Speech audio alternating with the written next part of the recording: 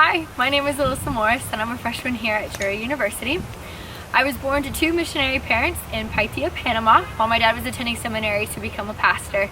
I was baptized as an infant, and when we moved back to the U.S., my dad graduated from seminary and I spent my whole life as a pastor's kid.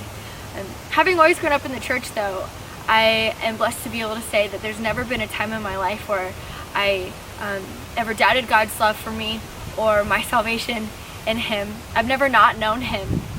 And if anything, I think my story is a testament of God's faithfulness to me, because He's never left me without reassurance of His being with me.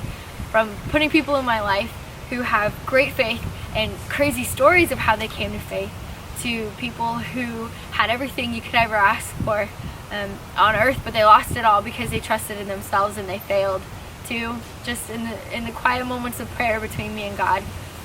In the midst of heartache, He would bestow on me an inexplicable sense of peace. I've never doubted that He loved me and had a plan for me. One reason why I'm so excited to be able to share my story, or a little bit of my story, with everybody, is because one of my favorite characteristics of God is His authorship. Over and over in the Bible, we see stories of and promises of God having written out our lives for us, and planning out our life stories to our benefit and His glory. But we also see examples, and I know in my own life, times when I have not followed His plan. But He also promises that He rewrites our stories continually to make them better and to make them beautiful.